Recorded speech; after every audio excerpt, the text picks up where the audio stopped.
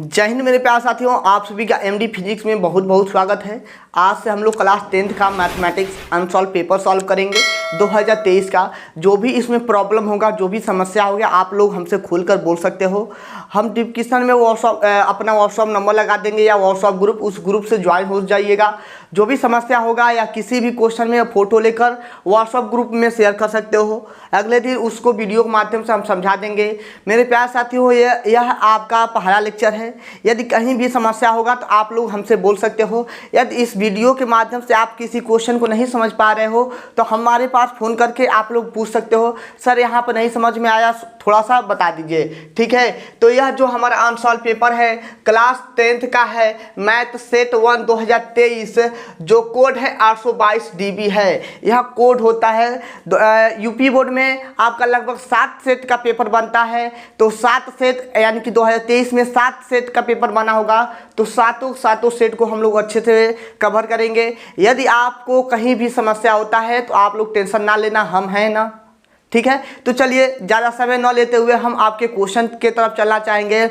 और मेरा नाम आकाश सिंह, ठीक है, और आप लोग जानते होंगे, कुछ लोग तो जानते ही होंगे। यदि नहीं जानते हैं तो जान लीजिए, और जो भी समस्या होगा आप लोग बोल सकते हो यार। ठीक है, तो चलिए 822 DB जो कोड है इसको हम लोग सॉल्व करते हैं। और हाँ, देखिए जैसे बूंद बूंद से घड़ा भरता है, उसी प्रकार से हम A to Z क्वेश्चन बताते हैं मेरे प्यारे साथियों।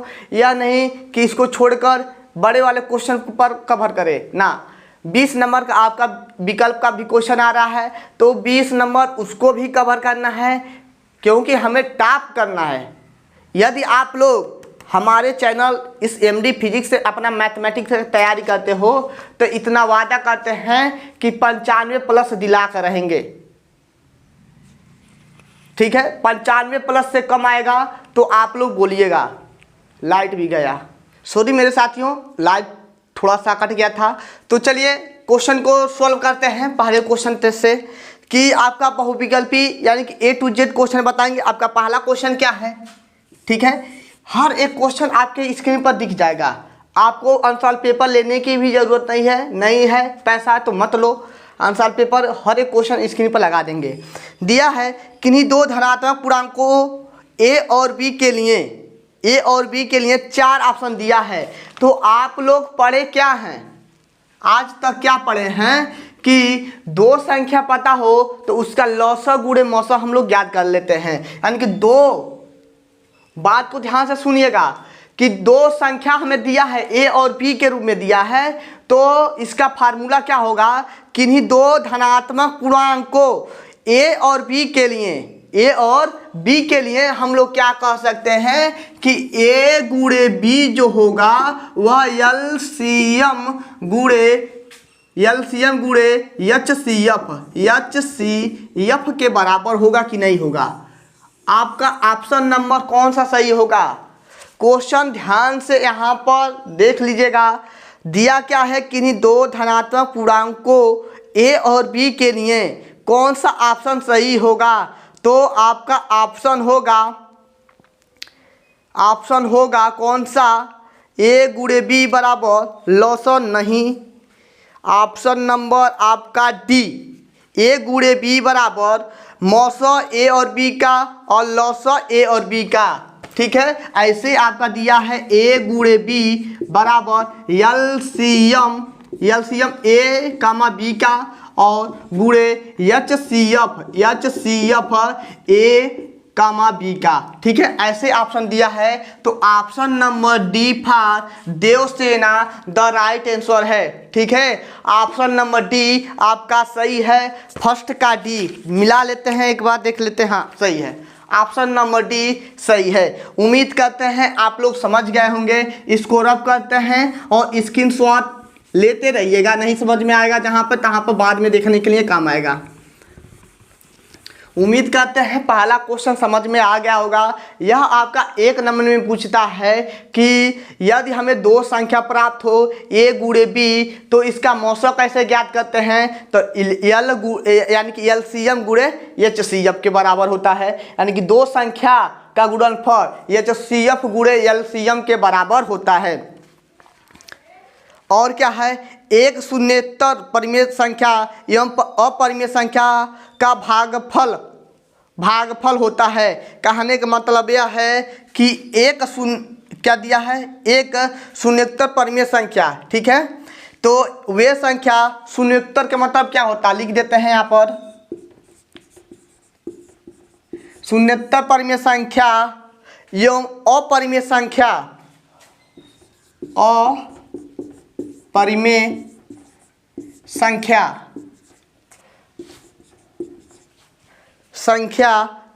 का भागफल होता है। भागफल मतलब भाग करना है। तो शून्येतर संख्या वे होते हैं कि मान लेते हैं अपरिमेय यानी कि अंडर रूट वाले संख्या को छोड़कर बाकी सभी के सभी क्या होते हैं, शून्येतर संख्या होते हैं। यानी कि 1 2 3 4 5 6 ...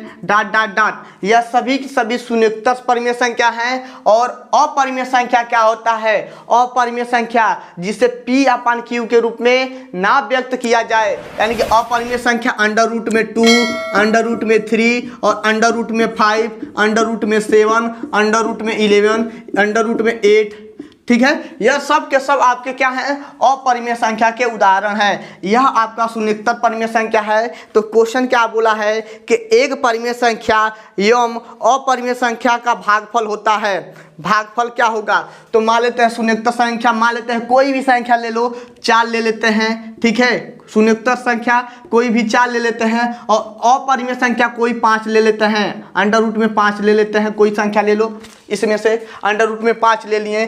तो कह रहा है कि इसका भागफल क्या होगा। तो मेरे प्यारे साथियों, अंडर रूट में ऊपर नीचे से भाग करा दो, ठीक है। अंडर रूट में ऊपर नीचे से भाग करा दो तो आपका 4 अंडर रूट में 5 हो जाएगा, यानी कि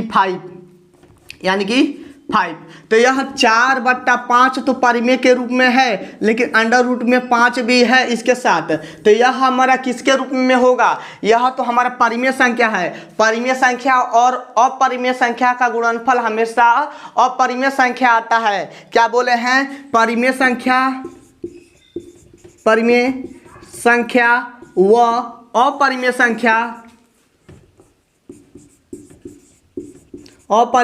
संख्या का गुणनफल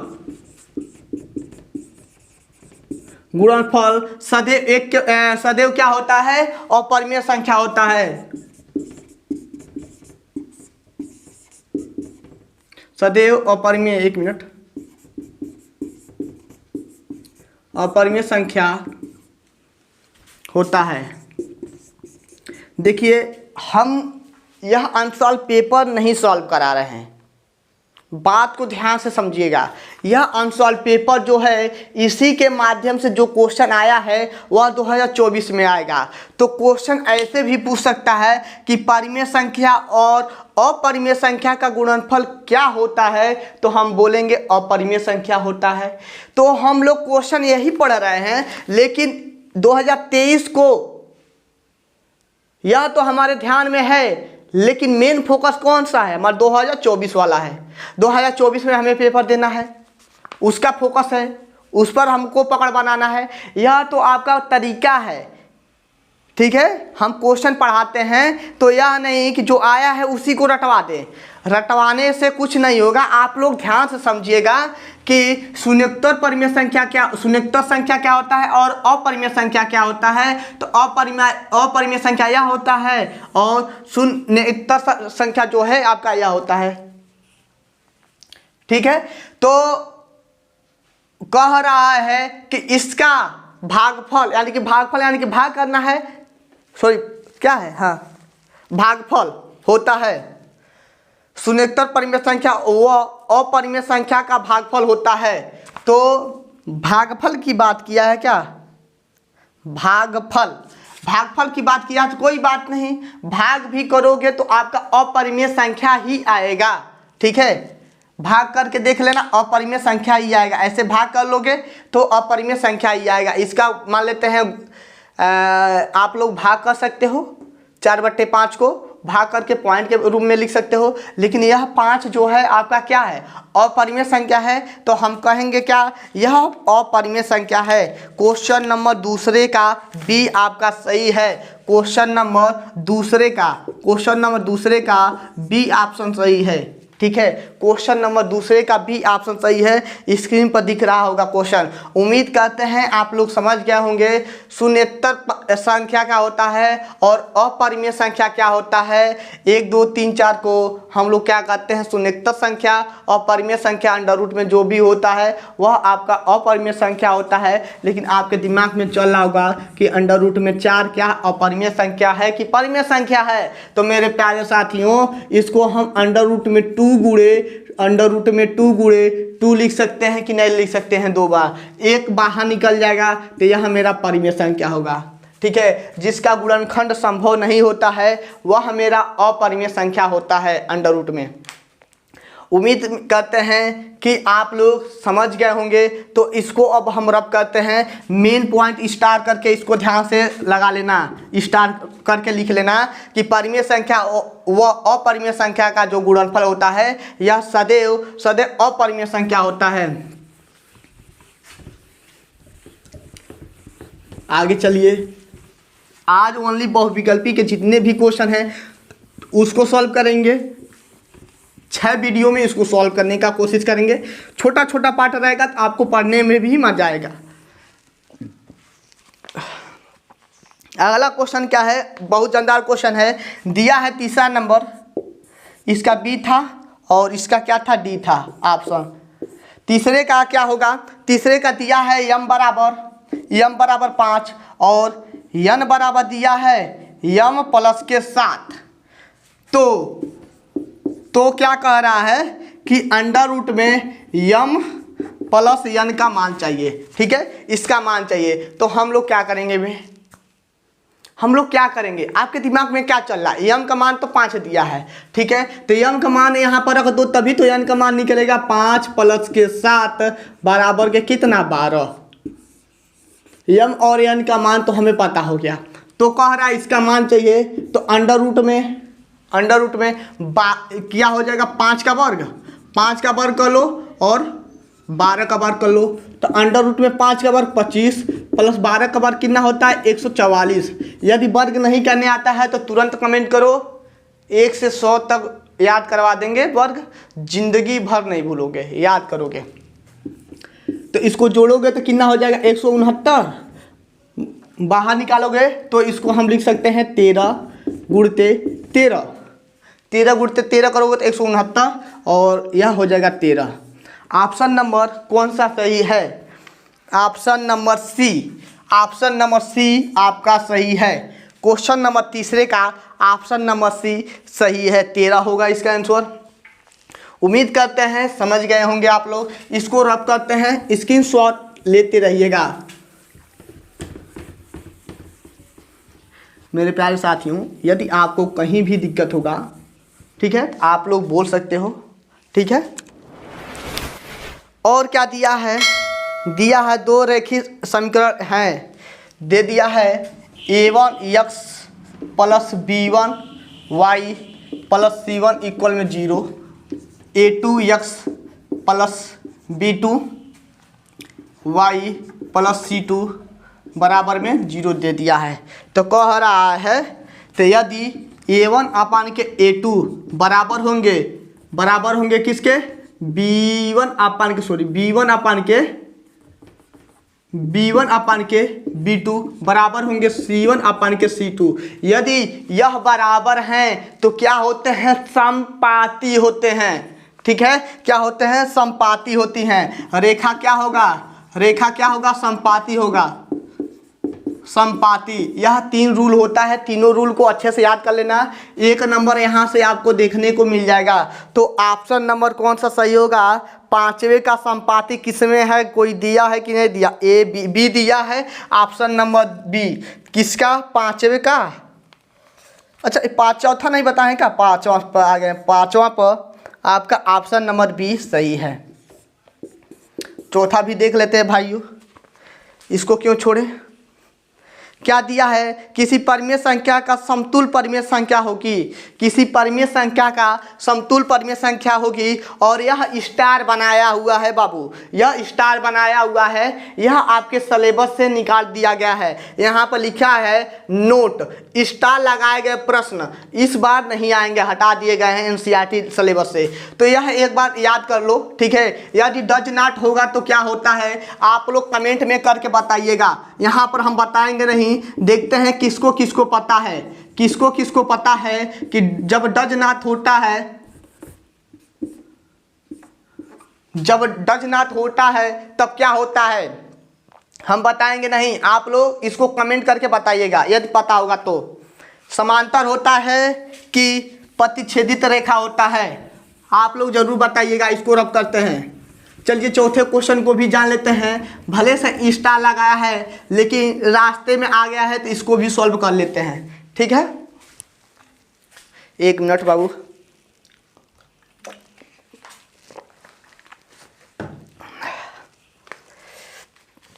चौथा क्वेश्चन क्या है, किसी परिमेय संख्या के समतुल परिमेय संख्या होगी, किसी भी परिमेय संख्या का, कोई परिमेय संख्या मान लो, कोई परिमेय संख्या मान लो, क्या दिमाग में चल रहा, 1/2, चलो 1/2 मान लेते हैं। और क्या चल रहा, कोई भी परिमेय संख्या मान लो, 5/4, ठीक है, कुछ भी मान सकते हो। तो बोल क्या रहा है कि किसी परिमेय संख्या के समतुल परिमेय संख्या, समतुल के मतलब इसी से संबंधित, ठीक है। तो हम लोग कुछ नहीं करेंगे, ऊपर नीचे 2 से गुणा करा दो तो क्या होगा 2/4, ठीक है। एक समतुल संख्या इतना, एक यह हो गया। मान लेते हैं 1/2 में हम इस बार 3 से गुणा करा देते हैं तो क्या हो जाएगा मेरा दूसरा 3/6। मान लेते हैं 1/2 में 4 से गुणा करा देते हैं तो तीसरा क्या हो जाएगा 4/8। तो इसी प्रकार से हम प्रतिक्रिया कर सकते हैं, 1/2 में हम n/n से गुणा करा सकते हैं। n कोई भी नंबर हो सकता है, कोई भी संख्या, यानी कि n/2n, ठीक है। तो हमारा जो डॉट है यानी कि अनंत वाला हो जाएगा n/2n। तो हमें क्वेश्चन क्या कह रहा है कि किसी परिमेय संख्या के समतुल परिमेय संख्या होगी, कितनी हो सकती है, यही पूछ रहा है। तो अनंत कर सकते हो बाबू, अनंत कर सकते हो, ठीक है। समतुल का मतलब यही हुआ कि ऊपर नीचे 2 से, ऊपर नीचे 1 से, ऊपर नीचे यानी कि 1 से 2 से 3 से 4 से 5 से ऊपर नीचे गुणा करा सकते हो, यही आपका समतुल होता है। उम्मीद करते हैं आप लोग समझ गए होंगे समतुल क्या होता है, ऊपर नीचे गुणा कराना ही समतुल होता है। किसी भी एक नंबर को लेंगे, मान लेते हैं 5 को ले रहे हैं तो 5 को ऊपर नीचे हम लोग क्या करेंगे, गुणा करेंगे, ठीक है, ताकि मान में अंतर ना पड़े। तो वही पूछ रहा है समतुल, यानी कि इसी से संबंधित होगा तो कोई ऐसे ही आपका आएगा, ठीक है। तो अनंत आ सकता है। तो चौथे का आपका ऑप्शन जो होगा डी होगा, अपरिभाषित दिया है, option number D for Devsena the right answer. Devsena right answer, D answer आपका सही है। उम्मीद करते हैं आप लोग समझ गए होंगे और रब करते हैं मेरे प्यारे साथियों। यदि नहीं समझ में आएगा तो आप लोग बोल सकते हो, और मेरे प्यारे बहनें यदि आपको भी नहीं समझ में आ रहा होगा तो आप लोग भी बोल सकती हैं। और अगला क्वेश्चन क्या दिया है, किसी संख्या का 1/3 भाग 21 के बराबर है तो वह संख्या क्या, एकदम हलवा क्वेश्चन है। किसी संख्या का नाम लिया है तो कहेंगे माना संख्या, मान लो क्या x, संख्या x के बराबर मान लो किसी संख्या का 1/3, तो संख्या का 1/3 का मतलब कितना 1/3 जो है किसके बराबर है, 21 के बराबर है। तो x बराबर में कितना हो जाएगा, 3 × 3 3 दूना 6, 63 के बराबर हो जाएगा। x बराबर 63 के, x बराबर 63 के, तो वह संख्या होगी 63 के बराबर। Option number option number C right answer है, ठीक है। नहीं समझे एक बार और समझाते हैं। कह रहा है किसी संख्या का 1/3, तो मान लिए हैं संख्या कितना x, उसका 1/3, किसका 1/3 संख्या का, तो 1/3 का मतलब क्या होता 1/3। यदि 1/4 बोला होता तो 1/4, ठीक है। एक मतलब आधा बोला होता तो 1/2 करते, ठीक है, उम्मीद करते हैं आप लोग समझ गए होंगे। तो 1/3 बोला है तो 1/3 x गुणे 1/3 जो किसके बराबर है, 21 के बराबर है। तो यह 3 जो है इधर भाग में है तो इधर जाएगा तो गुणा हो जाएगा। चलिए इतना तो आप लोग समझते होंगे।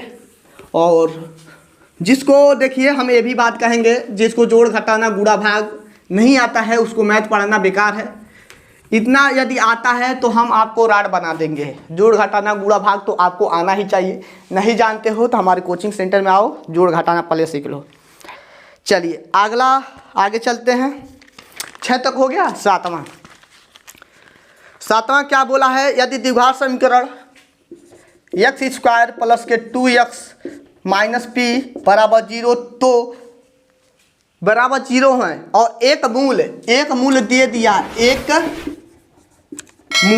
मूल दिया है -2 के बराबर। तो p का मान ज्ञात कीजिए, p का मान ज्ञात कीजिए। तो हम लोग कुछ भी नहीं करेंगे, एक मूल दे दिया है। यदि x पे पावर 2 घात है, x पे पावर 2 घात है तो इसका मान कितना होगा, 2 होगा।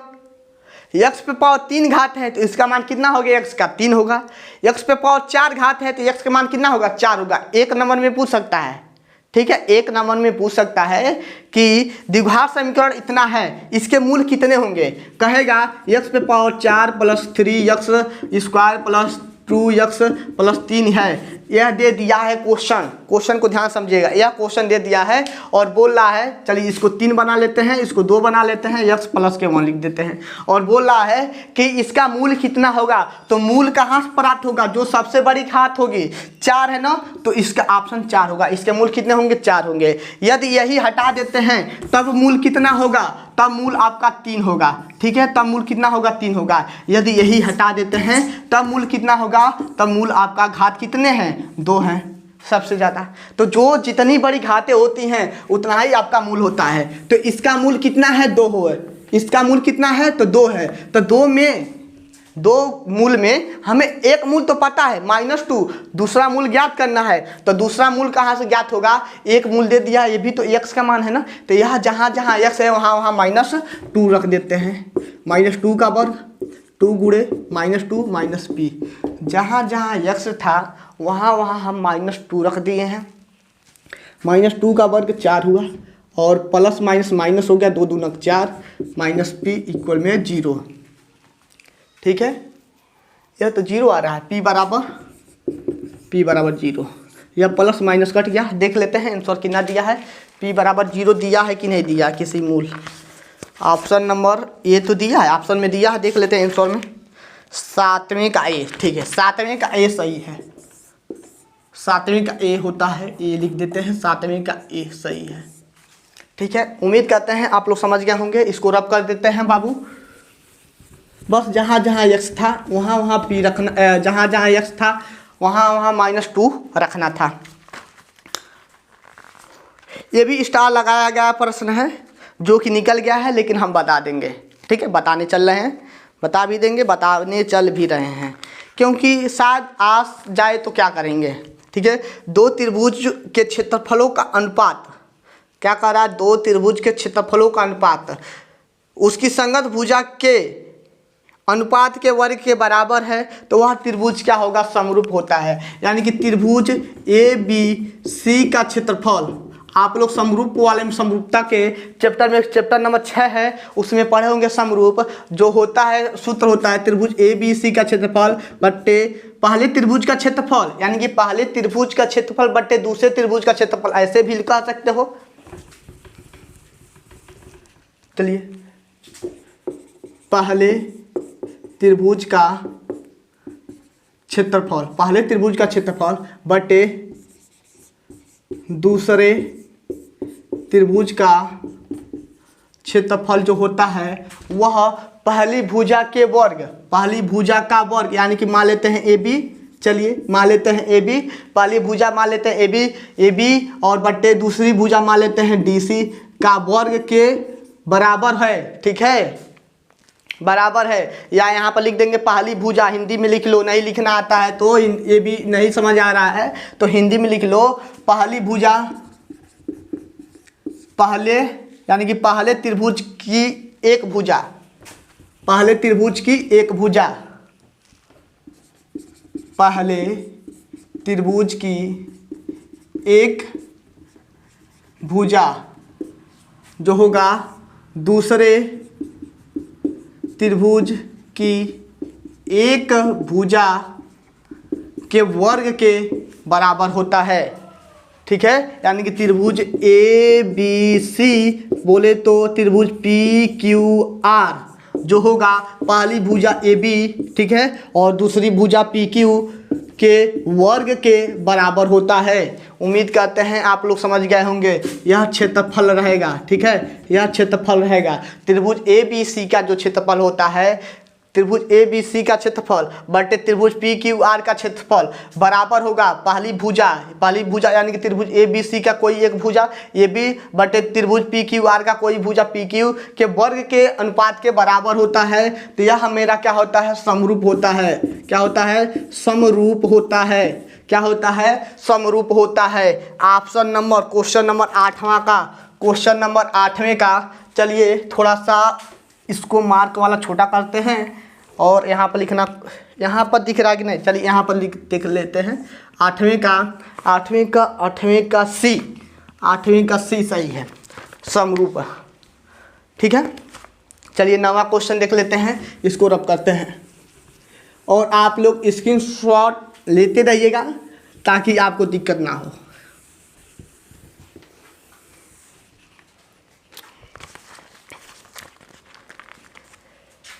अगला क्वेश्चन है कि x अक्ष पर स्थित, ठीक है, x अक्ष पर स्थित एवं बिंदु 2,5, तो x अक्ष पे y बराबर, x अक्ष पर y बराबर क्या होता है, 0। तो यह हो जाएगा x, 0, एक बिंदु तो हमें मिल गया और एवं दूसरा बिंदु दे दिया है 2,-5, ठीक है, तथा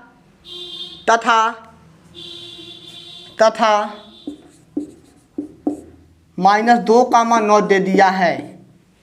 से समदूरस्थ बिंदु से निर्देशांक होंगे, और समदूरस्थ दे दिया है। तो समदूरस्थ का मतलब यह है कि इसका संबंध एक बार इसके साथ रख देंगे और इसी का संबंध हम एक बार इसके साथ रख देंगे। ठीक है, इसके साथ रख देंगे, यानी कि यह मान लेते हैं ए, इसको मान लेते हैं बी, ठीक है, इसको मान लेते हैं सी, तो हो जाएगा ए बी बराबर के ए सी। इतना बात समझ में आया कि नहीं आया, ए बी बराबर के ए सी। और आप लोग निर्देशांक ज्यामिति पढ़े होंगे तो दो बिंदुओं के बीच के दूरी का सूत्र आपको याद होगा। दो बिंदुओं के बीच के दूरी का सूत्र होता है, मान लेते हैं इसका d1 हो गया दूरी, इसका d2 हो गया, तो अंडर रूट में होता है x1 - x2 का होल वर्ग, ठीक है, प्लस y1 - y2 का होल वर्ग बराबर होगा अंडर रूट में x1 - x2 का होल वर्ग प्लस y1 - y2 का होल वर्ग, ठीक है, होल वर्ग।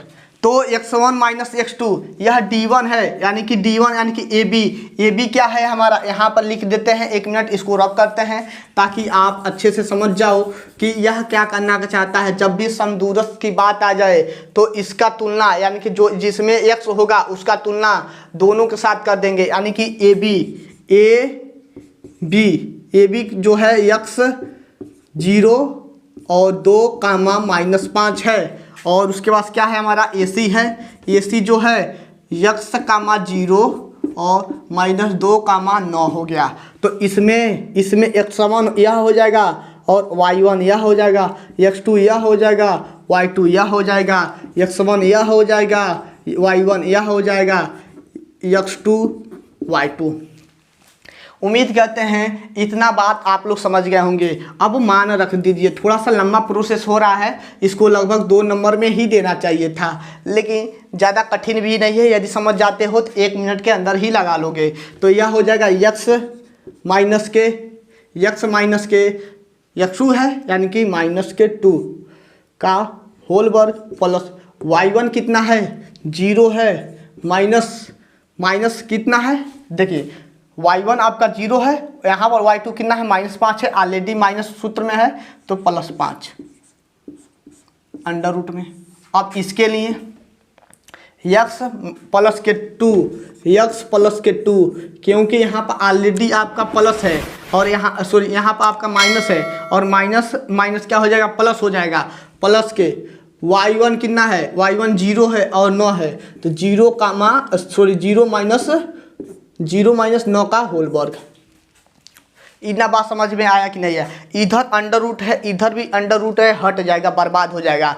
यदि हमारा x पे पावर 1/, अंडर रूट मतलब 1/2 होता है और इधर भी x पे पावर मान लेते हैं कोई घात हो a b कोई भी घात हो 1/2 है तो इधर 1/2 है, इधर भी 1/2 है तो हट जाएगा, कट जाएगा। ठीक है, नहीं जानते हैं तो इधर अंडर रूट है तो उधर जाएगा तो वर्ग हो जाएगा।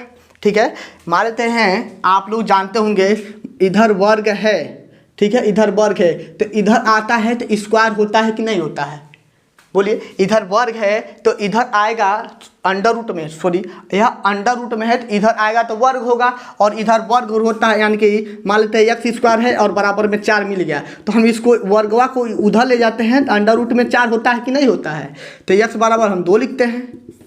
ठीक है, x बराबर 2 लिखते हैं, होता है कि नहीं होता है। यही बात यानी कि इस सेम कंडीशन यहाँ पर भी लगा रहे हैं, इधर अंडर रूट है इधर भी अंडर रूट है, हट जाएगा, यानी कि x -2 का होल वर्ग प्लस 5 का होल वर्ग इक्वल में x + 2 का होल वर्ग प्लस -9 का होल वर्ग।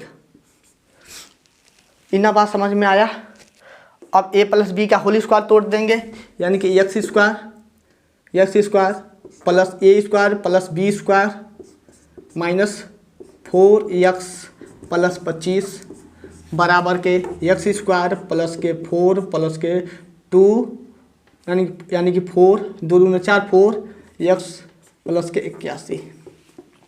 इधर x² है इधर भी x² है, कट गया और कुछ कटेगा, इधर 4 है इधर भी 4 है, कट गया।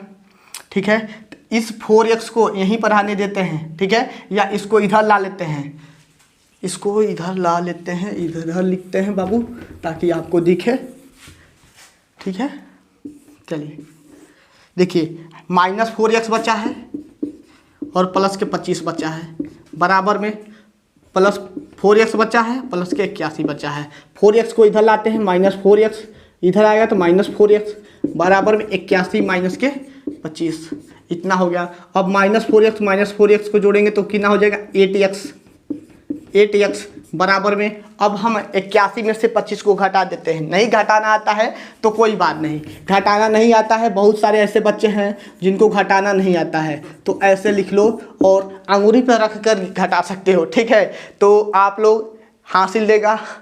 ठीक है, बचपना याद कर लो। तो 11 में से 5 जाएगा तो हम क्या करेंगे, 11 को अंगुली निकालेंगे और 5 घटा देंगे तो कितना बचा 6 बचा।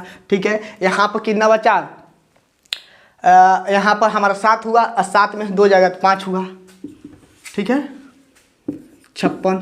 ठीक है, यह हमें x का मान चाहिए तो x बराबर कितना हो जाएगा 56/8 -56/8, 8 से भाग लगा देते हैं, 8 7 56, 8 7 56 यानी कि -7, जो x का मान है -7 के बराबर है, यानी कि यह x का मान जो होगा, यानी कि इस x के जगह पे हम लोग -7 रखेंगे। और मेरे प्यारे साथियों, इस क्वेश्चन को नहीं तो नहीं 2 नंबर में तो देना ही चाहिए था, लेकिन थोड़ा सा मिस्टेक हो गया है, नहीं दिया है, कोई बात नहीं, थोड़ा सा कोशिश कीजिएगा, एक आध क्वेश्चन आपका कठिन आ ही जाता है। तो कितना होगा, तो इसका बिंदु हमें चाहिए तो 7 -7 का 0 किस में है, -7 का तो बिंदु बताएंगे, बिंदु कितना होगा, आपका 7 -7 का 0, तो -7 का 0 किस में है, option number B for Baahubali. ठीक है, ऑप्शन नंबर बी। चलिए यहाँ पर लिखते हैं 9 नंबर।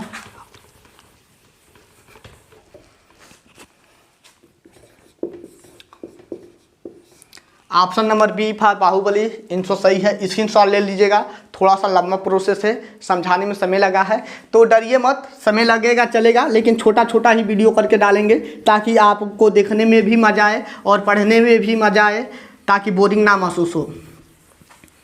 और अच्छे से अभी से तैयार हो जाओ, अभी से पढ़ना शुरू कर दो, नहीं तो आप लोग कहोगे अभी बहुत समय है, तो समय नहीं है, आपका फरवरी के अंत में ही पेपर होगा, क्योंकि आपका अप्रैल में आ जाएगा चुनाव, जिसके वजह से पेपर का जो भी प्रोसेस है पहले ही रखा जाएगा। उसके बाद से आ जाते हैं, कह रहा है त्रिभुज ABC समद्विबाहु त्रिभुज हैं।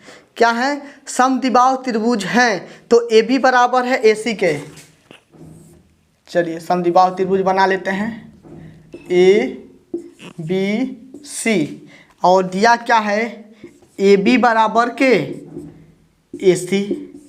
ठीक है, तो कह रहा है कि कौन सा कोण बराबर होगा, यानी कि AB दे दिया है, AB यह दिया है, ठीक है, यह दिया है, तो इसका कोण A हुआ, इसका कोण B हुआ, इसका कोण C हुआ।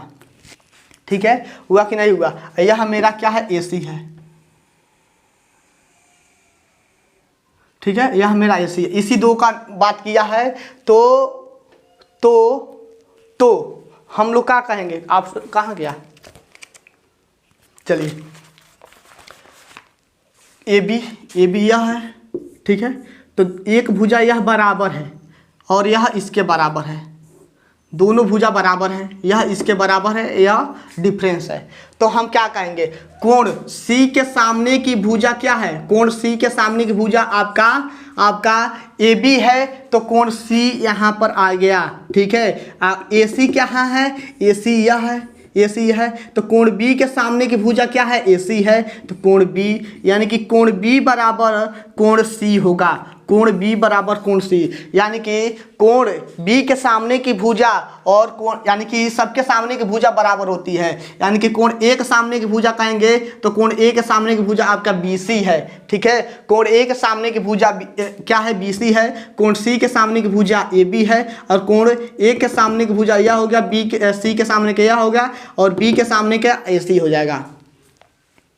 नहीं समझ में आया? एक बार और चित्र बनाते हैं ताकि अच्छे समझ जाओ। यह कोण A है, यह कोण B है, यह कोण C है, तो कोण C के सामने की भुजा यह ABC, कोण C के सामने की भुजा, कोण C के सामने की भुजा आपका AB हो जाएगा, और कोण B के सामने की भुजा क्या होगा? AC हो जाएगा, यह हो जाएगा AC हो जाएगा, और कोण A के सामने की भुजा क्या होगा?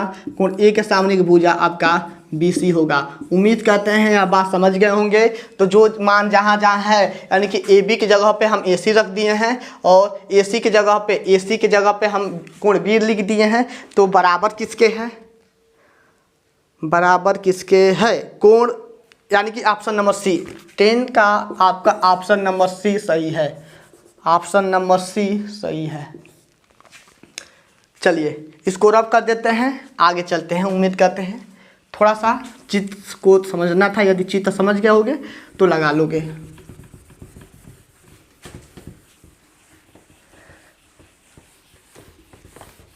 अच्छे से मिटेक नहीं रहा क्या?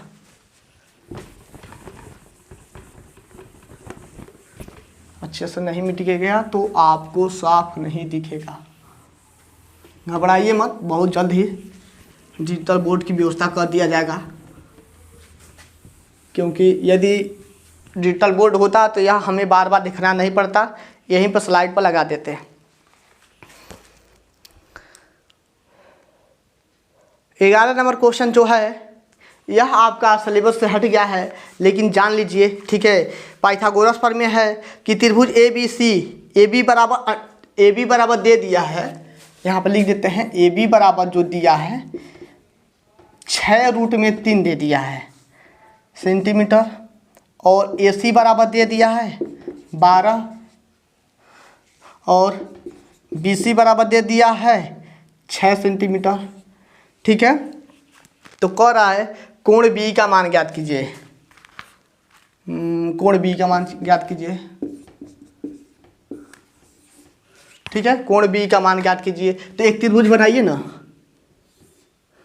एक त्रिभुज बन गया, कोण बी को हम यहाँ पर रखते हैं, ठीक है, कोण बी को यहाँ पर रखते हैं और ए बी, यह हमारा ए हो गया, यह मेरा बी हो गया, यह मेरा सी हो गया, ठीक है। तो ए बी का मान कितना है 6√3 है और इसका मान कितना है 6 है और इसका 12 है। तो चूंकि हम लोग जानते हैं, एक पाइथागोरस प्रमेय जानते हैं कि दो छोटी भुजा के वर्गों का योग यदि बड़ी भुजा के वर्ग के बराबर है, बात को ध्यान से सुनिएगा, दो छोटी भुजा के वर्गों का योग बड़ी भुजा के वर्ग के बराबर है तो वह मेरा पाइथागोरस प्रमेय होता है। अर्थात कहने का मतलब यह है कि कर्ण का वर्ग बराबर लंब का वर्ग प्लस के आधार का वर्ग, ठीक है। तो कर्ण का वर्ग, कर्ण कितना है 12 है और लंब कितना है आपका 6√3 है, ठीक है, 6√3 है प्लस 6, ठीक है। तो 12 का वर्ग हो जाएगा 144 बराबर 36 हो गया और रूट में 3 का हो जाएगा 3 प्लस के 36, 144 और 36, 36 के 18 को 8 हासिल 1 3 3 9 1 10, 108 प्लस के 36, 108 और 36 को जोड़ेंगे तो 6 दूना 12 13 14 हो गया, एक हुआ, एक को यहाँ पर उतारते हैं और 144 बराबर 144, यानी कि यदि दोनों पक्ष बराबर हो जाते हैं, पाइथागोरस प्रमेय क्या कहता है कि दो छोटी भुजा के वर्गों का योग यदि बड़ी भुजा के वर्ग के योग के बराबर है तो वह मेरा समकोण त्रिभुज कहलाता है। तो यह कोण जो है मेरा कौन सा त्रिभुज है, समकोण है, ठीक है। कोण बी बराबर कितना होगा 90 अंश होगा, कोण बी बराबर कितना होगा 90 होगा, यानी कि समकोण त्रिभुज है। कौन सा त्रिभुज है, समकोण त्रिभुज है, ठीक है, समकोण त्रिभुज है। उम्मीद करते हैं आप लोग समझ गए होंगे कि दो छोटी भुजा के वर्गों का योग यदि बड़ी भुजा के वर्ग के बराबर है तो वह मेरा समकोण त्रिभुज होता है, यानी कि कोण बी जो होगा 90 अंश का होगा। ऑप्शन नंबर कौन सा सही है, 11 का, 11 का आपका option number B for Baahubali, B for Baahubali the right answer है 90 अंश, ठीक है। अगला क्वेश्चन भी बहुत अच्छा है जो कि सिलेबस से निकाल दिया गया है, फिर भी हम बता देना चाहते हैं, एक भी क्वेश्चन हम छुड़वाएंगे नहीं बाबू। यह नहीं कि यह क्वेश्चन इंस्टा लगा दिया नहीं पढ़ना है तो नहीं पढ़ाएंगे, ऐसा नहीं है, हर एक क्वेश्चन को हम पढ़ाएंगे ताकि आपको यदि पेपर में आ जाता है तो दिक्कत ना करे। 2023 में जितना भी क्वेश्चन आया है मात्र वही पढ़ लो और पढ़ के चले जाओ। यदि 95% नहीं फोड़ कर आए पेपर को तो कहना, 95% यानी कि 95 नंबर के करके आओगे यदि 2023 का आंसर पेपर कर लेते हो तो, ठीक है। चलिए, एक समबाहु त्रिभुज ABC है, ठीक है, एक समबाहु त्रिभुज बना लेते हैं। या मेरा एक समबाहु त्रिभुज हो गया, ठीक है, ABC, यह मेरा समबाहु त्रिभुज है, समबाहु त्रिभुज है। यह मेरा कौन सा त्रिभुज है, समबाहु त्रिभुज है और प्रत्येक भुजा जो है 2a के बराबर है, 2a, प्रत्येक भुजा 2a के बराबर है, उसके प्रत्येक शीर्ष लंब की लंबाई होगी, प्रत्येक शीर्ष लंब की लंबाई होगी। तो इसके कहने का मतलब है, एक चित्र और यहाँ पे बनाते हैं। शीर्ष लंब क्या होता है, यह मेरा शीर्ष है, ठीक है, इससे जो भी रेखा खींचेंगे लंब यही शीर्ष लंब हो गया, यह मेरा शीर्ष लंब हो गया, यह मेरा शीर्ष लंब हो गया, ठीक है। तो यह मेरा शीर्ष लंब है, ठीक है, यह ए हो गया, बी हो गया, सी हो गया, मान लेते हैं इसको PQR, ठीक है, ऐसे मान लेते हैं। तो BP जो है मेरा शीर्ष लंब है, CQ शीर्ष लंब है, AR हमारा शीर्ष लंब है। तो शीर्ष लंब की लंबाई तुम किसी एक का ज्ञात कर लेते हैं, क्योंकि समबाहु त्रिभुज है तो प्रत्येक का शीर्ष लंब जो लंबाई है बराबर ही होगा, ठीक है। बात को समझ में आया कि नहीं आया। समबाहु त्रिभुज है तो यदि एक का निकाल लेते हैं तो तीनों का शीर्ष लंब हमारा बराबर होगा। तो हम इस पर से एक लंब खींच देते हैं, ठीक है। यदि हम लंब खींचते हैं बाबू,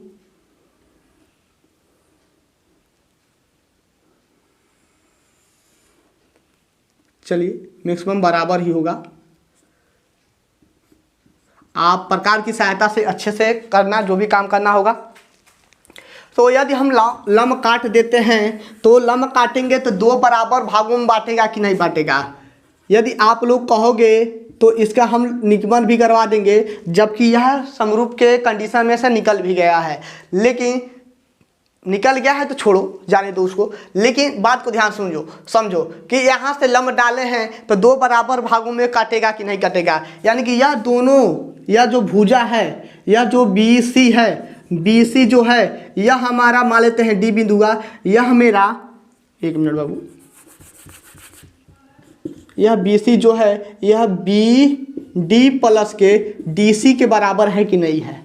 ठीक है, तो यानी कि BC को हम लोग A प्लस के A लिख सकते हैं, तभी तो 2A होगा BC को। और इतना बात समझ में आया कि नहीं आया। तो यह मेरा A होगा, ये भी मेरा A होगा कि नहीं होगा। तो कोई त्रिभुज ले लो, त्रिभुज ABD में, ठीक है, हमें शीर्ष लंब की लंबाई चाहिए, इसी का लंबाई चाहिए। ठीक है, BD की लंबाई चाहिए, AD की लंबाई चाहिए, क्वेश्चन मार्क, AD का लंबाई चाहिए। तो यह मेरा कर्ण हुआ कि नहीं हुआ, लंब डाले हैं तो कर्ण का वर्ग बराबर लंब का वर्ग प्लस के आधार का वर्ग। ठीक है, तो कर्ण कितना है 2A का होल वर्ग। ठीक है, लंब कितना है नहीं पता है, लंब हमारा क्या है AD है। आधार कितना है A का वर्ग, 4A स्क्वायर बराबर AD का वर्ग प्लस A का वर्ग। A के वर्ग को इधर लाते हैं तो हो जाएगा मेरा A का वर्ग बराबर AD का वर्ग। ठीक है, घटाएंगे तो 3A का स्क्वायर AD का वर्ग। ठीक है, अब इधर वर्ग है तो इधर आता है तो अंडर रूट हो जाता है, 3A का वर्ग बराबर AD। ठीक है, और A जो है 2 बार है, A क्या है 2 बार है, यानी कि AD बराबर अंडर रूट में कितना है 3A का स्क्वायर है ना। तो AD बराबर यह A जो 2 बार है तो इसको हम लोग रूट में 3A लिख सकते हैं कि नहीं लिख सकते हैं। A को बाहर या ऐसे भी लिख सकते हो, A रूट में 3, ठीक है, सेंटीमीटर। तो प्रत्येक की भुजा की जो लंबाई होगी A रूट में 3 होगा। देख लेते हैं ऑप्शन क्या दिया है। ऑप्शन नंबर A ही सही होगा, 12 का A सही है। देख लेते हैं, यहाँ तो पहली बात तो यह दिया नहीं होगा, ठीक है, क्योंकि सिलेबस से हट गया है, तो उत्तरमाला में भी नहीं दिया है। रब कर देते हैं, स्क्रीनशॉट ले लीजिएगा, स्क्रीनशॉट लेते रहिएगा, बार बार कहना ना पड़े।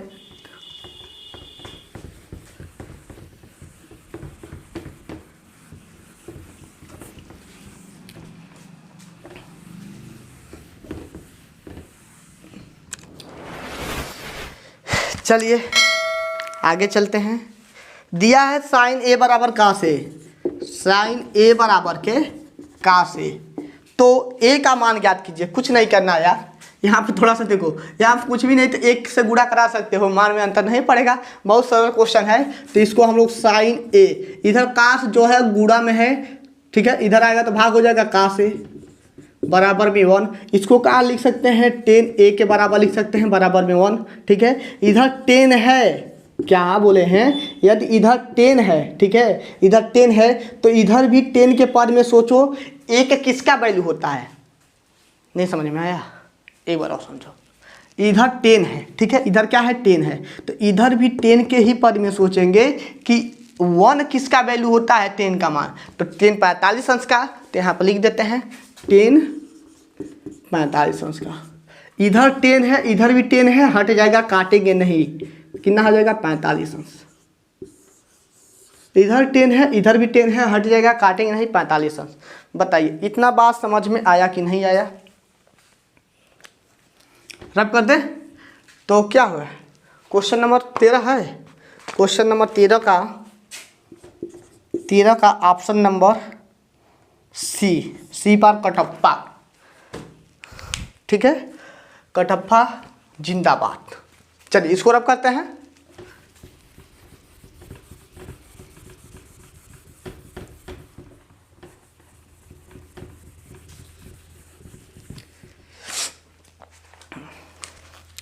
और क्या है दिया है 14 नंबर, ए बराबर के 30 अंश, ठीक है। तो 1 प्लस के 10 स्क्वायर ए का मान ज्ञात कीजिए। 1 प्लस के काट स्क्वायर ए, ठीक है। कुछ नहीं करना है, सिंपल सा फंडा है, आसान तरीका है। इसको 1 प्लस के 10 ए का होल वर्ग लिख सकते हो, इसको 1 प्लस के काट ए का होल वर्ग लिख सकते हो। 1 प्लस के 10 ए का मान कितना दिया है 10, 30 अंश हो गया। 1 प्लस के काट 30 अंश हो गया, इसका भी वर्ग इसका भी वर्ग, ठीक है। यहाँ पर लगाते हैं 1 प्लस के 10 30 अंश का मान कितना होता है, 10 30 अंश का मान होता है 1/√3, 1/√3, ठीक है। 1/√3 का होल वर्ग कर देंगे और 1 प्लस के और काट 30 अंश का मान कितना होता है √3 का होल वर्ग, इतना कर देंगे। बात समझ में आया कि नहीं आया। तो 1 प्लस के 1/3 बटे के 1 प्लस के 3, ठीक है। जब इसको सॉल्व करेंगे तो 3 एकम 3, 3 एकम 3, 3 एक 4, 4 बट्टे के √3 बट्टे के कितना हो गया 4 हो गया, ठीक है। अब यहाँ पे देखिएगा बाबू 4/3 है, क्या है 4/3 है। एक मिनट, 4/3 है और यह किस में है भाग में है, और भाग को गुणा में कन्वर्ट करने के लिए यहाँ कुछ भी नहीं है तो 1 है, तो 1 को ऊपर ले जाएंगे और 4 को नीचे करेंगे। 4 से 4 खत्म हो गया, बर्बाद हो गया, 1/3 यही मेरा आंसर हो जाएगा। देख लेते हैं कितना दिया है 1/3। 14 का आपका ऑप्शन नंबर कौन सा है डी, 1/3 यानी कि D for Devsena the right answer. रबड़ खाते हैं, चलिए उम्मीद करते हैं समझ गए होंगे। बस इसका मान रख के कैलकुलेशन करना था, बस मान रख के कैलकुलेशन करना है। यदि नहीं समझ में आएगा तो एक बार आप लोग बोल देना बिंदास होकर, हम जरूर बताने का कोशिश करेंगे।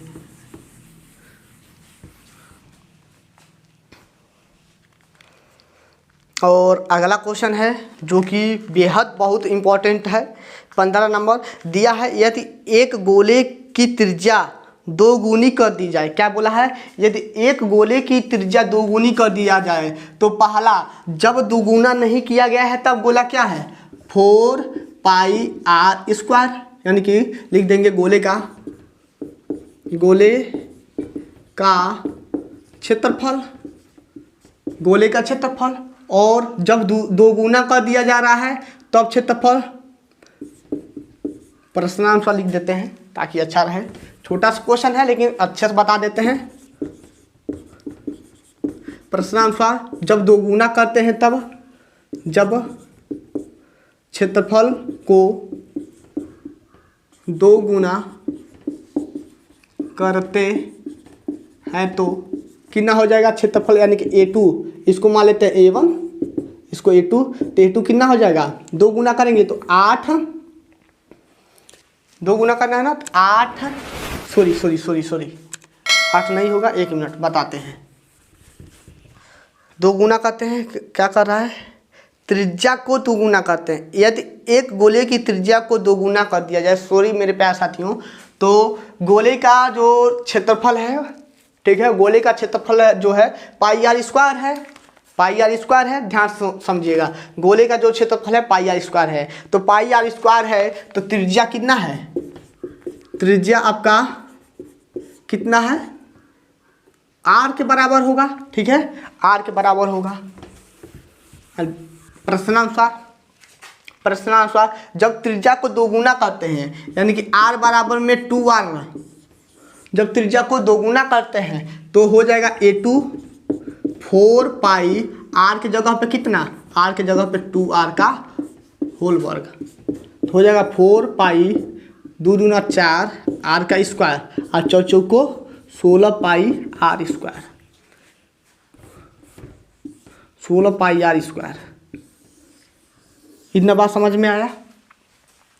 इतना बात समझ में आया कि नहीं आया? तो अब हम लोग क्या करेंगे,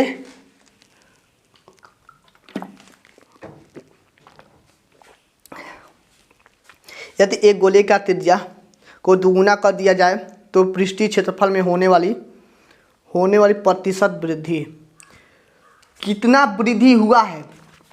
पहला क्षेत्रफल इतना है तो दूसरा इतना है, तो कितने के वृद्धि हुआ है? दिमाग में सोचो, आपके पास 2 रुपया है, ठीक है, सॉरी इसी के हिसाब से मानते हैं, आपके पास 4 रुपया है और 16 रुपया कर दिया जाए तो कितना का वृद्धि हुआ है? बताइए, आपके पास 4 रुपया है, अब आपको 16 रुपया दे दिया, यानी कि और दूसरे कंडीशन में, यानी कि कल, ठीक है, आज आपके पास 4 रुपया है और कल आपके पास 16 रुपया हो गया, तो कितने का वृद्धि हुआ? कितने का वृद्धि हुआ? तो वृद्धि निकालेंगे, तो A2 - A1 जो आज है, यानी कि कल जो मिला था, यानी कि कितना है आज मेरा 16 पाई आर स्क्वायर माइनस के, यह कितना है 4 पाई आर स्क्वायर, ठीक है। जब घटाएंगे तो 12 पाई आर स्क्वायर के बराबर होगा कि नहीं होगा? वृद्धि कितना हुआ है? वृद्धि में हमारा हुआ है, वृद्धि में कितना हुआ है 12 पाई आर स्क्वायर, ठीक है, इतना का वृद्धि हुआ है, ठीक है, इतना का वृद्धि हुआ है। और क्या कह रहा है कि पृष्ठीय क्षेत्रफल में होने वाले प्रतिशत वृद्धि,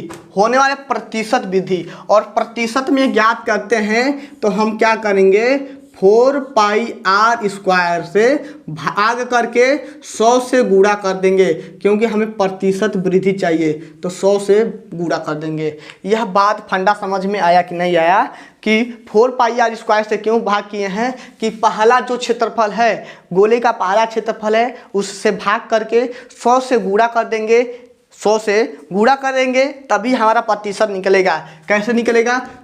4 आपका पाई आर स्क्वायर खत्म हो गया, 4 तिया 12 हो गया, ठीक है, 3 गुणे के कितना 100, ठीक है, बराबर के कितना 300 परसेंटेज, ठीक है। परसेंटेज में बदलने के लिए हम 100 से गुणा करेंगे और 4 पाई आर स्क्वायर से भाग करेंगे ताकि इक्वेशन हमारा बराबर हो जाए, ठीक है। तो उम्मीद करते हैं जो प्रतिशत वृद्धि हुआ है 300% का हुआ है। और आप क्वेश्चन नंबर कितना था 15 था, 15 का ऑप्शन सी है, 15 का ऑप्शन सी है। यह बात बताइए आपको समझ में आया कि नहीं आया? मात्र 20 नंबर के क्वेश्चन को अभी सॉल्व कर रहे हैं, कल के लेक्चर में इसके आगे वाले को पढ़ेंगे। अभी 5 क्वेश्चन है, आप लोग टेंशन ना लो, इसको पढ़ाकर ही लेक्चर को समाप्त करेंगे। तो बताइए यह जो क्वेश्चन है समझ में आया है कि नहीं आया है?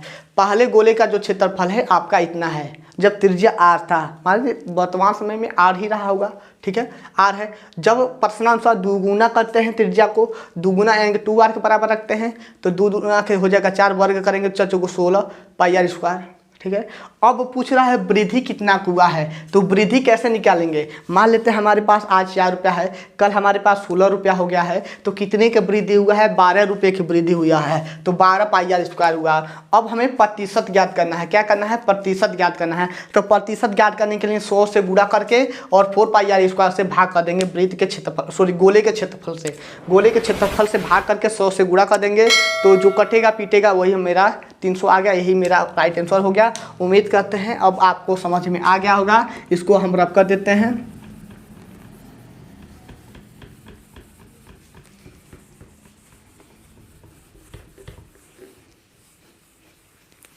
यदि कहीं भी ना समझ में आए तो नीचे व्हाट्सएप ग्रुप है, उस ग्रुप से ज्वाइन हो जाइएगा और उसमें आप लोग जो भी सलूशन पूछेंगे तो हम बता देंगे।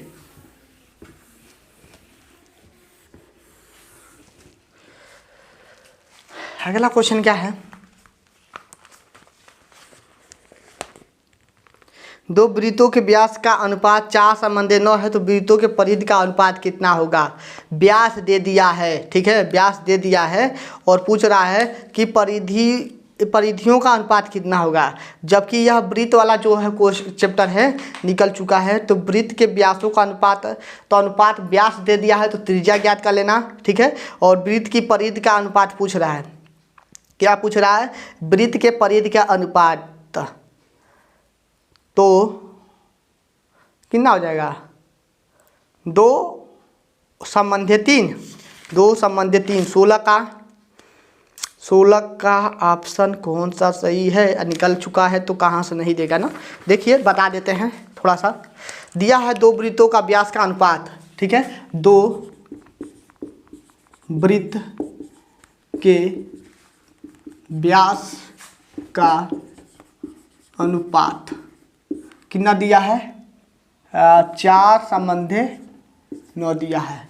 व्यास दिया है तो यदि हम त्रिज्या निकालते हैं R1 संबंधे R2 निकालते हैं तो यह मेरा क्या हो जाएगा? 2 संबंधे कितना के? 3 के, 2 संबंधे 3 के। अब हमसे कह रहा है कि इनके परिधियों का अनुपात चाहिए। तो परिधि, पहले वृत्त का परिधि,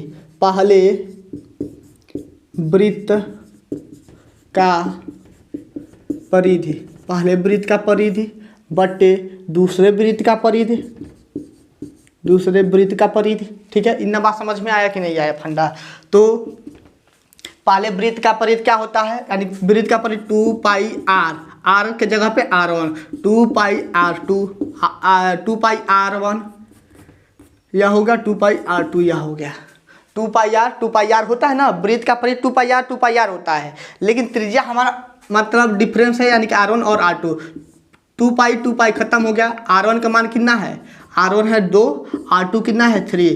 तो यह मेरा 2 संबंधे 3 हो जाएगा, ठीक है, 2 संबंधे 3 हो जाएगा। उम्मीद करते हैं आप लोग समझ गए होंगे। तो 16 का आपका ऑप्शन नंबर है, 16 का आपका ऑप्शन नंबर सी सही है, ठीक है। क्वेश्चन नंबर रहा 17, ठीक है, क्वेश्चन नंबर 17 रहा। क्वेश्चन नंबर 17 को देख लेते हैं, और हम तो बोलेंगे कि क्वेश्चन नंबर 17 को यहाँ पर मत देखिए, ठीक है, क्योंकि क्वेश्चन नंबर 17 को यदि हम बताते हैं तो थोड़ा सा इसको बताने में हमको ज़्यादा से ज़्यादा समय लगेगा, क्योंकि हमको इसको बहुत अच्छे से बेहतरीन से बताना है, क्योंकि यह 4 नंबर में पूछता है, कभी कभी 7 नंबर में भी पूछ लेता है। तो यह थोड़ा सा हल्का क्वेश्चन है, इसलिए 1 नंबर में पूछा है, 1 मतलब लाइन का है। तो 1 लाइन को अभी मत जानिए, जब तक आप लोग इसका बेसिक नहीं समझ जाते हो तो इस क्वेश्चन को लगाओगे तो पल्ले नहीं पड़ेगा। आप लोग टेंशन ना लेना, इस क्वेश्चन को हम बता देंगे। बहुलक, माध्य, मध्यिका, ठीक है, बहुलक, माध्य और मध्यिका का जो भी क्वेश्चन है यह 4 नंबर में पूछता है। यहाँ पर 1 नंबर में दिया है, इसको छोड़ो, 4 नंबर में पूछता है। आप लोग टेंशन ना लेना, इसको हम बता देंगे, ठीक है। तो 17 और 19 के क्वेश्चन को छोड़ते हैं, 17 नंबर और 19 नंबर के क्वेश्चन को छोड़ते हैं, क्योंकि यह क्वेश्चन बाद में पेंडिंग रखते हैं, ठीक है, पेंडिंग रखते हैं, इसको बाद में बताएंगे। इस पर अधिक से अधिक समय लेकर, यानी कि विशेष करके इसी पर एक वीडियो बनाकर आपको समझाने का कोशिश करेंगे। फिलहाल यहाँ पर छोड़ दीजिए इसको। जितना समय में यह सब बात बताए ना, उतना समय में लगा दिए होते, लेकिन लगाने का कोई मतलब नहीं है जब तक आपको समझ ना आए। इसको शुरू से बेसिक तरीके से समझा देंगे। क्वेश्चन आप लोग देख लीजिएगा, लेकिन 18 नंबर क्वेश्चन को थोड़ा सा देख लीजिए। 18 नंबर भी क्वेश्चन सेम यही है, ठीक है, सेम यही है, लेकिन एक फार्मूला होता है। इस फार्मूला को अच्छे से जान लीजिए कि 18 नंबर का जो दे दिया है, क्या दिया है, लिख देते हैं, पहले यूनिट लिख देते हैं। दिया है क्या क्या यूनिट दिया है? माध्य दिया है, माध्य दिया है, माध्य दिया है 24.1 दिया है, और बहुलक दिया है, बहुलक दिया है आपका 28, ठीक है, इतना दे दिया है। तो कह रहा है माध्य ज्ञात कीजिए, या माध्य ज्ञात कीजिए या मध्यिका ज्ञात कीजिए, ठीक है, यही पूछ रहा है। तो कैसे ज्ञात करोगे? क्योंकि इसका एक फार्मूला होता है, सूत्र होता है, इसको याद कर लेना अच्छे से। कभी कभी विकल्प के टाइप में भी पूछ लेता है। बहुलक बराबर में होता है आपका 2 माध्य कि 3 माध्य, 3 माध्य, 3 माध्य, 3 माध्यक माइनस के 2 माध्य, ठीक है, 3 माध्यक माइनस के 2 माध्य होता है। तो बहुलक का मान कितना है? 28 है, 28 लिख देते हैं। 2 नहीं पता है, छोड़ देते हैं, माइनस के 2। माध्यक कितना है, सॉरी माध्य कितना है आपका? 24.2, 24.1 है, सॉरी 24.1 है। एक मिनट,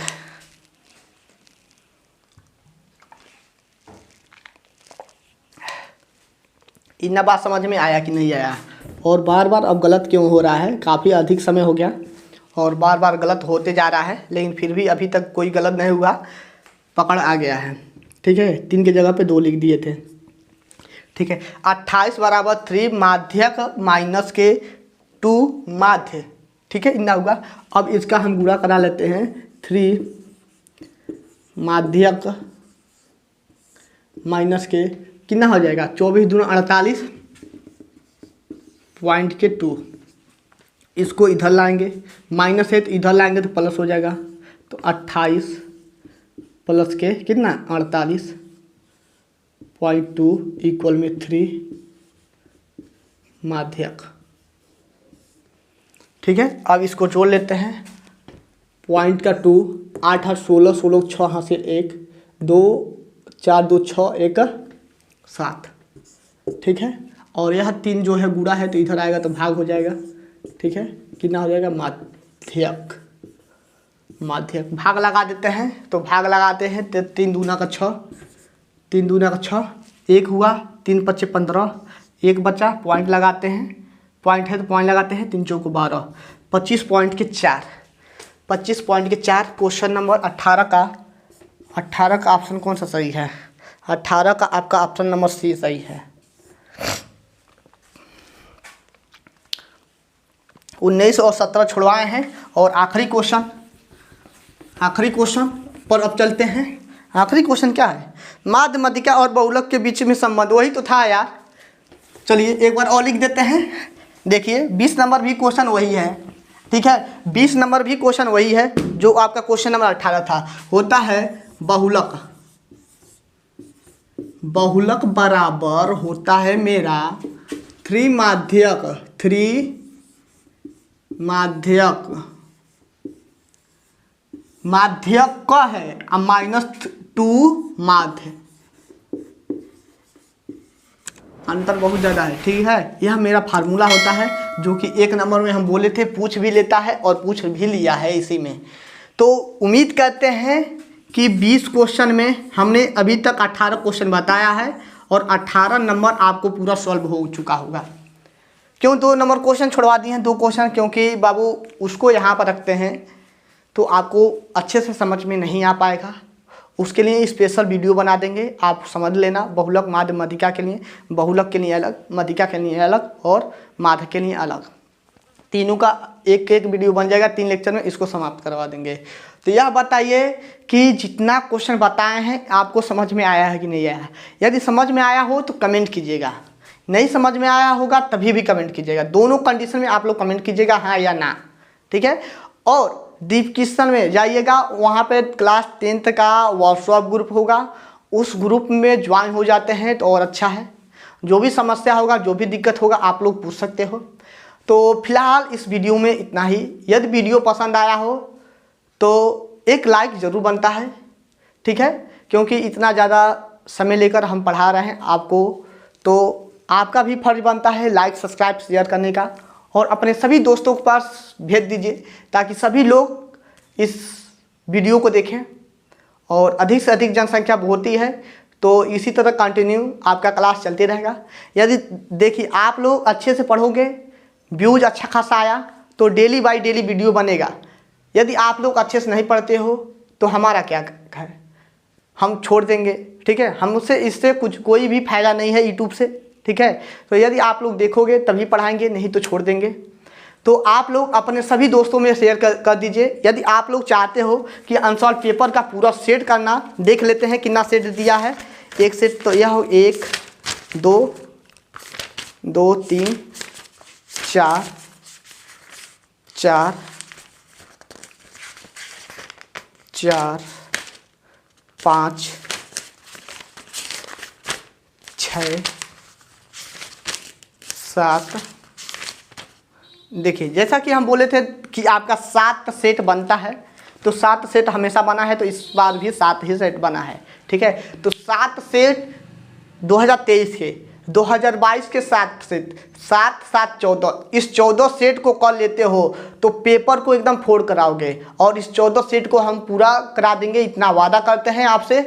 लेकिन आपको एक काम करना है, अपने सभी दोस्तों के पास शेयर कर दीजिए ताकि सभी लोग इस चैनल को अपने परिवार बना लें और सब्सक्राइब शेयर जरूर करें, क्योंकि आपके प्यार, लाइक्स, सब्सक्राइब को ही देखकर हमें एनर्जी और मोटिवेट मिलता है कि बच्चे हमें लाइक कर रहे हैं, पसंद कर रहे हैं, जो भी पढ़ा रहे हैं समझ में आ रहा है। तो हम अधिक से अधिक और अच्छे से एक्सप्लेन और धीरे धीरे पढ़ाने का कोशिश करेंगे। जैसे आप लोग कमेंट करेंगे उसी के हिसाब से पढ़ाएंगे। फिलहाल यह पहला लेक्चर है, कितना स्टार देना चाहते हैं, कितना स्टार नहीं देना चाहते हैं, आप लोग जरूर कमेंट कीजिएगा कि यह आपको जितना भी पढ़ा है समझ में आया है कि नहीं आया है।